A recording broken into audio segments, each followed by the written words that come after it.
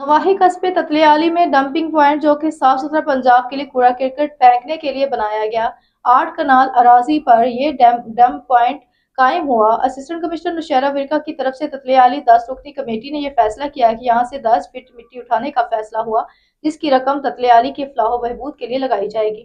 मगर ठेकेदार ने 20 फीट मिट्टी ले गया और जेर जमीन पानी निकल आया। साफ सुथरा पंजाब की टीम इसमें कूड़ा फेंक रही है, जो कि अहले इलाका के लिए तशवीश बन रही है।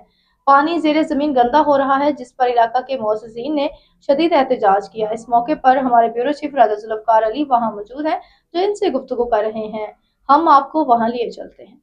इस वक्त मैं ततलियाली में मौजूद हूँ, जहाँ पर गवर्नमेंट की तरफ से मौजूद डंपिंग पॉइंट बनाया गया है और जिसमें साफ़ सुथरा पंजाब की टीम आकर पूरे ततलियाली का कूड़ा करकट फेंकती है और वहाँ पर ठेकेदार और इंतज़ामिया की गफलत की वजह से ज़्यादातर मिट्टी उठाई जा रही है और अहले इलाका सरापा एहतजाज है।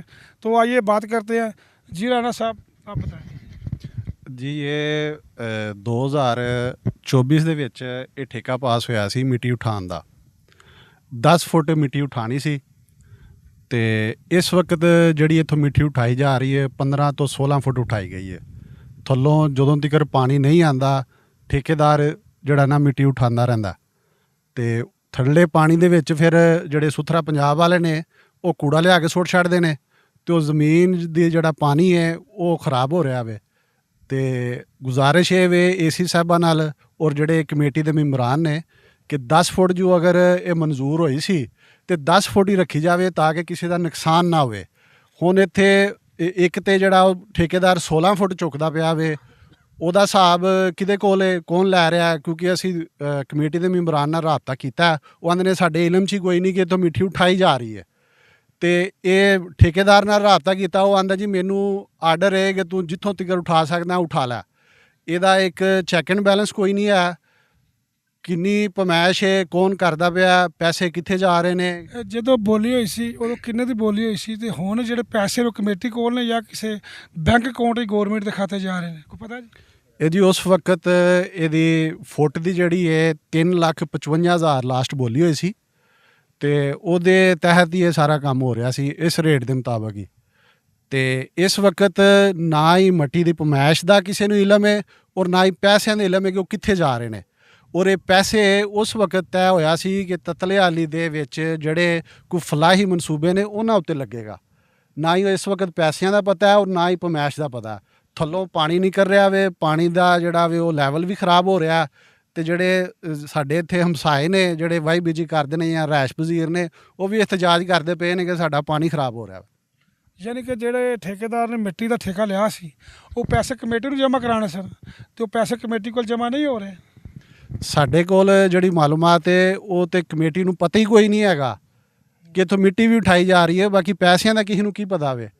ਇੱਥੇ ਪਮੈਸ਼ ਕੋਈ ਕਰੇ ਫਿਰ ਉਹਦੀ ਜਨਾਬ ਜਮ੍ਹਾਂ ਤਫਰੀਕ ਹੋਵੇ, ਪੈਸਿਆਂ ਦਾ ਪਤਾ ਲੱਗੇ, ਫਿਰ ਉਹ ਤਤਲਿਆਲੀ ਦੇ ਕਿਸੇ ਫਲਾਈ ਮਨਸੂਬੇ 'ਚ ਲੱਗੇ। ਅਹਿਲੇ ਇਲਾਕਾ ਦਾ ਸ਼ਦੀਦ ਇਹਤਜਾਜ ਹੈ ਜੀ। ਇਲਾਕਾ ਵਾਲੇ ਜ਼ਿਮੀਂਦਾਰਾਂ ਦਾ ਇਹ ਕਹਿਣਾ ਹੈ ਕਿ ਸਾਡੀਆਂ ਜ਼ਮੀਨਾਂ ਦਾ ਕਟਾਓ ਹੋ ਰਿਹਾ। ਤੁਹਾਨੂੰ ਅਗਰ ਮੇਰਾ ਕੈਮਰਾਮੈਨ ਦਿਖਾ ਸਕਦਾ ਤੇ 15 ਤੋਂ 20 ਫੁੱਟ ਥੱਲੇ ਕਟਾਈ ਹੈ। ਬਾਰਿਸ਼ਾਂ ਦੇ ਮੌਸਮ ਦੇ ਵਿੱਚ ਜਿਹੜੀ ਪਰਲੀ ਜ਼ਮੀਨ ਹੈ ਜੀ ਉਹਨਾਂ ਦਾ ਆਖਣਾ ਜੀ ਕਿ ਸਾਰੀ ਜ਼ਮੀਨ ਸਾਡੀ ਟੋਏ 'ਚ ਡਿੱਗ ਰਹੀ ਹੈ, ਇਹ ਖੁਰ ਰਹੀ ਹੈ। ਤੇ ਇਹ ਗੱਲ ਕਰਨੀ ਜੀ ਬਾਬਾ ਜੀ ਦੱਸੋ ਜੀ, ਤੁਸੀਂ ਗੱਲ ਕਰੋ। ਇਹ ਸਾਡੀ ਕੀਮਤੀ ਜ਼ਮੀਨ ਜਿਹੜੀ ਹੈ ਇਹ ਖਰਾਬ ਹੋਣ ਡਈ ਹੈ, ਪਾਣੀ ਵੀ ਖਰਾਬ ਹੋਣ ਡਿਆ ਔਰ ਇਹ ਢਿੱਗਾਂ ਜਿਹੜੀਆਂ ਡਿੱਗਦੀਆਂ ਨੇ ਥੱਲੇ ਉਹਦੀ ਵਜ੍ਹਾ ਨਾਲ ਵੱਟਾਂ ਵੀ ਤੇ ਬੰਨੇ ਵੀ ਸਾਰੇ ਥੱਲੇ ਡਿੱਗਦੇ ਨੇ ਪਏ। ਜੀ ਸਰ, ਜੀ ਇਹ ਗੌਰਮੈਂਟ ਦੇ ਅੱਗੇ ਸਾਡੀ ਅਪੀਲ ਹੈ ਜੀ, ਇਸ ਕਮੇਟੀ ਦੇ ਅੱਗੇ ਵੀ ਤਤਲਿਆਲੀ ਜਿਹੜੀ ਬਣੀ ਹੋਈ ਹੈ ਇਹਦੇ ਅੱਗੇ ਸਾਡੀ ਅਪੀਲ ਹੈ ਕਿ ਇਹਦੇ ਤਾਂ ਨੋਟਿਸ ਲੈ ਕੇ ਇਹ ਜਿਹੜੀ ਹੱਦ ਤੱਕ ਇਹ ਠੇਕਾ ਕੀਤਾ ਗਿਆ ਠੇਕੇਦਾਰ ਦੇ ਨਾਲ ਉਸ ਹੱਦ ਤੱਕ 10 ਫੁੱਟ ਤੱਕ ਪਟਾਈ ਜਾਏ, ਜ਼ਿਆਦਾ ਨਾ ਪਟਾਈ ਜਾਏ ਤਾਂ ਕਿ ਜਿਹੜੀਆਂ ਦੀਗਰ ਨਾਲ ਜ਼ਮੀਨ ਹੈ ਉਹਦਾ ਕਟਾਓ ਨਾ ਹੋਵੇ ਔਰ ਖ਼ਰਾਬ ਨਾ ਹੋਵੇ। ਫਸਲਾਂ ਖਰਾਬ ਹੋ ਰਹੀਆਂ ਨੇ, ਪਾਣੀ ਖਰਾਬ ਹੋ ਰਿਹਾ, ਠੀਕ ਹੈ। ਔਰ ਇਹਦੀ ਵਜ੍ਹਾ ਤੋਂ ਜਿਹੜਾ ਰਸਤਾ ਹੈ ਉਹ ਵੀ ਸਾਰਾ ਖਰਾਬ ਹੋ ਗਿਆ। ਇਹ ਜਿਹੜਾ ਸੁਥਰਾ ਪੰਜਾਬ ਦਾ ਜਿਹੜਾ ਮਨਸੂਬਾ ਹੈ ਉਹ ਅਗਰ ਕੂੜਾ ਕਰਕਟ ਲੈ ਕੇ ਆ ਰਹੀਆਂ ਨੇ ਗੱਡੀਆਂ, ਉਹਨਾਂ ਦੀ ਵਜ੍ਹਾ ਤੋਂ ਰਸਤਾ ਵੀ ਖਰਾਬ ਹੋ ਰਿਹਾ। ਉਹ ਰਸਤੇ 'ਤੇ ਵੀ ਗੌਰ ਕੀਤਾ ਜਾਵੇ ਤਾਂ ਕਿ ਜਾਂ ਉਹ ਠੇਕੇਦਾਰ ਦੀ ਜ਼ਿੰਮੇਵਾਰੀ ਹੈ ਜਾਂ ਕਮੇਟੀ ਦੀ ਜ਼ਿੰਮੇਵਾਰੀ ਹੈ ਤਾਂ ਕਿ ਉਹ ਰਸਤੇ ਨੂੰ ਵੀ ਕਲੀਅਰ ਕੀਤਾ ਜਾਵੇ। ਆਮ ਜਿਹੜੀ ਆਵਾਮ ਹੈ ਉਹਨਾਂ ਦਾ ਰੋਜ਼ਮर्रा ਦੇ ਜਿਹੜੇ ਕੰਮ ਨੇ ਉਹ ਮੁਤਾਸਰ ਹੋ ਰਹੇ ਨੇ ਰਸਤਾ ਬੰਦ ਹੋਣ ਦੀ ਵਜ੍ਹਾ ਤੋਂ, ਰਸਤਾ ਖਰਾਬ ਹੋਣ ਦੀ ਵਜ੍ਹਾ ਤੋਂ। ਜੀ ਅਹਲੇ ਇਲਾਕਾ ਦਾ ਇਹ ਕਹਿਣਾ ਹੈ ਕਿ ਸਾਫ਼ ਸੁਥਰਾ ਪੰਜਾਬ ਦੀ ਜਿਹੜੀ ਟੀਮ ਆਪਣੀ ਗੱਡੀਆਂ ਲੈ ਕੇ ਆਉਂਦੀ ਹੈ, ਉਹ ਸਾਡਾ ਜਿਹੜਾ ਡੇਰਿਆਂ ਦਾ ਰਸਤਾ ਹੈ ਉਹ ਖਰਾਬ ਕਰ ਗਈ ਹੈ, ਉਹਨੂੰ ਵੀ ਬਿਹਤਰ ਤੋਂ ਬਿਹਤਰ ਬਣਾਓ।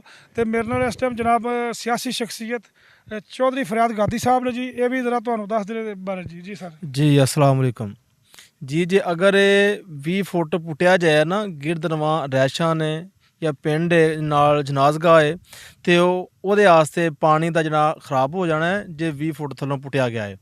ਜੇ ਲਿਹਾਜ਼ਾ ਇਹ 20 ਫੁੱਟ ਠੇਕੇਦਾਰ ਸਾਹਿਬ ਨੂੰ ਦਿੱਤਾ ਹੈ ਤੇ ਇਹ ਤੋਂ ਜਨਾਬ ਡੱਕਿਆ ਜਾਏ ਉਹਨੂੰ, ਤੇ ਜਿੰਨੀ ਉਹਨੂੰ ਪਮੈਸ਼ ਦਿੱਤੀ ਹੈ ਉਸ ਪਮੈਸ਼ ਦੇ ਹਿਸਾਬ ਨਾਲ ਉਹ ਪੁੱਟੇ। अस्सलाम वालेकुम। ਅਹਲੇ ਇਲਾਕਾ ਦਾ ਇਹ ਕਹਿਣਾ ਹੈ ਜੀ ਕਿ ਇਹ 10 ਫੁੱਟ ਜਿਹੜੀ ਮਿੱਟੀ ਦੀ ਪਟਾਈ ਸੀ ਉਹ ਠੇਕਾ ਸੀ, ਉਹਦੇ ਮੁਤਾਬਕ ਠੇਕੇਦਾਰ ਨੂੰ ਕਮੇਟੀ ਨੂੰ ਚਾਹੀਦਾ ਕਿ ਪੁੱਟਣਾ।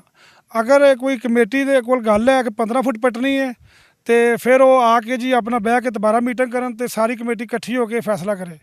ਰਾਜਾ Zulfiqar Ali, PKR news, bureau chief, Gujranwala.